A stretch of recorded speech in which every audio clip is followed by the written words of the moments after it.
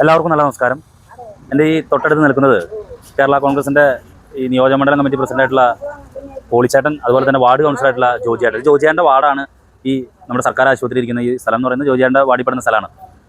അതിഗുരുതരമായിട്ടുള്ളൊരു വിഷയം നിങ്ങൾക്ക് മുന്നിൽ ചൂണ്ടിക്കാണിക്കുകയാണ്. എന്തുകൊണ്ടാണ് ചാലക്കുടി നഗരസഭ ഇങ്ങനെ ഈ മൃതദേഹങ്ങളോടും അതുപോലെ തന്നെ മരിച്ചു പോയിട്ടുള്ളവർക്കും അവർ സംസ്കരിക്കുന്ന സ്ഥലങ്ങളോടും ഒക്കെ തന്നെ വലിയ അനാദരവ് കാണിച്ചുകൊണ്ടിരിക്കുന്ന ഈ നഗരസഭ ഇപ്പോൾ മൃതദേഹങ്ങളോടും വലിയ അനാദരവ് കാണിക്കുന്നു എന്നൊരു കാര്യത്തിലാണ് ഇപ്പോൾ എത്തി നിൽക്കുന്നത്. എന്താണ് സംഭവം? മെയ് 28-ാം തീയതി കൃഷ്ണൻ എന്ന് പറയുന്ന വ്യക്തി അദ്ദേഹം മരണപ്പെട്ടു.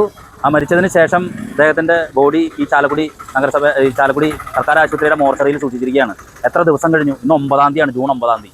ഒരു മൃതദേഹം ശരിക്കും പറഞ്ഞിട്ടുണ്ടെങ്കിൽ നഗരസഭ അതിർത്തിപ്പെടുന്ന മൃതദേഹം, അത് വേറെ ബന്ധുക്കൾ ആരും ഇല്ലെങ്കിൽ ആ മൃതദേഹം അതിൻ്റെ മാന്യതയോടുകൂടി തന്നെ സംസ്കരിക്കാനായിട്ടുള്ള ഇടപെടൽ നടത്തേണ്ടതാണ് ചാലക്കുടി നഗരസഭയാണ്.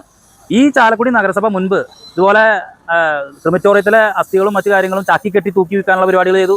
അതിനുശേഷം ഏറ്റവും വലിയ അനാദരവ് കാണിച്ച സംഭവമാണ് ക്രിമിറ്റോറിയത്തോട് കാണിച്ചത്. അതായത് ആ കുഴൽ വീഴാൻ വേണ്ടി കാത്തു നിന്നു. കുഴൽ വീഴാൻ വേണ്ടി കാത്തുനിന്ന് മാത്രമല്ല, ഇപ്പോഴും ആ ക്രിമിറ്റോറിയത്തിൻ്റെ മുകളിലെ ഷീറ്റ് നിങ്ങളൊന്ന് പോയി വയ്ക്കാൻ, അത് പറന്ന് വെള്ളോൻ്റെ തലയിൽ വീഴും. ഇതുപോലെ കെടുകാര്യസ്ഥതയിലൂടെ പോയിക്കൊണ്ടിരിക്കുന്ന മറ്റൊരു തദ്ദേശഭരണ സംവിധാനമില്ല. ഈ മൃതദേഹങ്ങളോട് കാണിക്കുന്ന അനാദരവാണ് ഇപ്പോൾ വീണ്ടും തുടർന്നുകൊണ്ടിരിക്കുന്നത്. എത്രയോ ദിവസങ്ങളായിട്ട് ഈ മൃതദേഹം ഈ മോർച്ചറിയിൽ തന്നെ സൂക്ഷിച്ചിരിക്കുന്നു. അത് സംസ്കരിക്കേണ്ടത് ആരുടെ കടമയാണ്? എവിടെയാണ് ചാലക്കുടി നഗരസഭാ ചെയർമാൻ? അദ്ദേഹം വീണ്ടും കസേര മനുഷ്യനാവാനായിട്ടുള്ള തയ്യാറെടുപ്പിലാണോ? തനത് ഫണ്ട് കിട്ടാത്തതുകൊണ്ടാണോ സംസ്കരിക്കാത്തത്? തീർച്ചയായിട്ടും ഈ ഗുരുതരമായ വിഷയം ചൂണ്ടിക്കാണിക്കുന്നു. സർക്കാർ ആശുപത്രിയിലെ ഈ ഗവൺമെന്റ് ഹോസ്പിറ്റൽ അധികൃതർ കൃത്യമായിട്ട് തന്നെ നഗരസഭയെ അറിയിച്ചിരുന്നു ഇത് സംസ്കരിക്കാനുള്ള ഇടപെടൽ ചെയ്യണമെന്ന്. യാതൊരുവിധ നടപടിക്രമങ്ങളും ചെയ്തിട്ടില്ല, യാതൊരുവിധ ഇടപെടലുകളും ചെയ്തിട്ടില്ല. തുടർച്ചയായി ഈ മൃതദേഹങ്ങളോടും ഈ മൃതദേഹങ്ങൾ സംസ്കരിക്കുന്ന ഇടങ്ങളോടുള്ള ചാലക്കുടി നഗരസഭയുടെ അനാദരവ് തുടരുന്നു.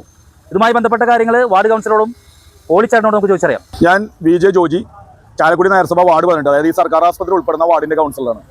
വളരെ ദുഃഖകരമായിട്ടുള്ളൊരു വിവരം ജനങ്ങളിൽ എത്തിക്കാൻ വേണ്ടിയാണ് ഇന്ന് ജയഫേസിലൂടെ മുന്നോട്ട് വന്നിരിക്കുന്നത്. ചാലക്കുടി സർക്കാർ ആശുപത്രിയിൽ കഴിഞ്ഞ മാസം 28-ന് കൃഷ്ണൻ എന്നൊരു ചേട്ടൻ അസുഖം മൂലം അന്തരിച്ചു. കഴിഞ്ഞ 28-ന്, ആ 28-ാം തീയതി അദ്ദേഹം മരിച്ചിട്ട് മെയ് 28-ന് മരിച്ചിട്ട് ഇന്ന് ജൂൺ 9. ഈ 9-ാം തീയതി ആയിട്ട് പോലും ആ കൃഷ്ണേട്ടന് ബന്ധുക്കളോ മറ്റാരുമില്ല. അദ്ദേഹത്തെ സംസ്കരിക്കേണ്ട ചുമതല ചാലക്കുടി നഗരസഭയ്ക്കാണ്. ഇന്നും അദ്ദേഹത്തിൻ്റെ മൃതദേഹം ചാലക്കുടി സർക്കാർ ആശുപത്രി മോർച്ചറിയിൽ ഇരിക്കുകയാണ്. ചാലക്കുടി സർക്കാർ ആശുപത്രിയിൽ നിന്നും 2 വട്ടം ഇവിടുന്ന് രേഖാമൂലം ചാലക്കുടി നഗരസഭയെ വിവരം അറിയിച്ചു. ഇങ്ങനെ ഒരു കൃഷ്ണൻ എന്നുള്ള ഒരാൾ മരിച്ചായിട്ടുള്ള വിവരം 2 പ്രാവശ്യം അറിയിച്ചെങ്കിലും ഇന്നുവരെ ആ മൃതദേഹം സംസ്കരിക്കാനുള്ള നടപടി ചാലക്കുടി നഗരസഭ സ്വീകരിച്ചിട്ടില്ല. വളരെ വേദനയോട് പറയാണ്. ഇതൊരു മൃതദേഹത്തോടുള്ള അനാദരവ് എന്നല്ലാതെ വേറെ ഒന്നും ഇതിനെക്കുറിച്ച് പറയാനില്ല. ഇത്രയും വലിയൊരു അനാദരവ് കാണിച്ചിട്ടുള്ള ചാലക്കുടി നഗരസഭ ചെയർമാൻ കണ്ണു തുറക്കണം. ഈ 9-ാം തീയതി ആയിട്ടും കൃഷ്ണേട്ടൻ്റെ മൃതദേഹം സംസ്കരിക്കാനുള്ള നടപടി സ്വീകരിക്കാതെയുള്ള പ്രതിഷേധം ഈ അവസരത്തിൽ രേഖപ്പെടുത്തുകയാണ്. അതോടൊപ്പം ഇന്നും കൂടി ഈ മൃതദേഹം സംസ്കരിക്കാനുള്ള നടപടി സ്വീകരിച്ചില്ലെങ്കിൽ ചാലക്കുടി നഗരസഭയ്ക്ക് മുൻപിൽ ശക്തമായിട്ടുള്ള സമരം സംഘടിപ്പിക്കുന്നു എന്നാണ് ഈ അവസരത്തിൽ പറയാനുള്ളത്.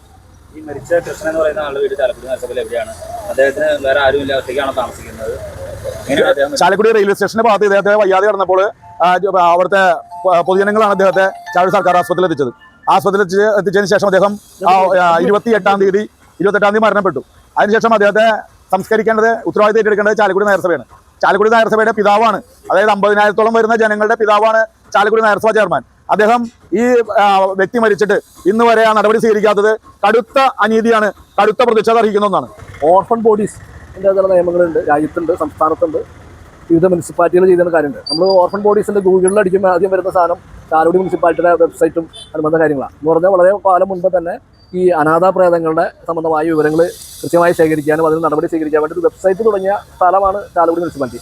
അവിടെയാണ് ഈ 12 ദിവസം കഴിഞ്ഞിട്ടും ഇതിനൊന്നും ഏതെങ്കിലും നടപടിക്രമങ്ങളിലൂടെയോ ഏതെങ്കിലും രീതിയിലോ ഏതെങ്കിലും സാമ്പത്തിക സോഴ്സുകൾ കണ്ടെത്തി അല്ലെങ്കിൽ മുനിസിപ്പാലിറ്റിയുടെ ഫണ്ടുകൾ കണ്ടെത്തിക്കൊണ്ട് ഇത് അടക്കം ചെയ്യാനുള്ള സൗകര്യം ചെയ്തത്. അത് ചെയ്യാതിരിക്കുന്നത് കഴിഞ്ഞാൽ ചാലക്കുടി മുനിസിപ്പാലിറ്റി ഇന്ത്യയിലെ ഏറ്റവും മോശപ്പെട്ട മുനിസിപ്പാലിറ്റികളുടെ ഒരു നിലവാരത്തിലേക്ക് തരംതാന്നുകൊണ്ടിരിക്കുന്നത് എന്നാണ് പറയുന്നത്. അടിയന്തരമായി ഈ വിഷയങ്ങൾക്ക് പരിഹാരം കണ്ടില്ലെങ്കിൽ നാളെ പ്രിൻസിപ്പൽ ഓഫീസിന് മുമ്പിൽ ശക്തമായ പ്രതിഷേധ സമരങ്ങൾ സംഘടിപ്പിക്കാനാണ് തീരുമാനിച്ചത്.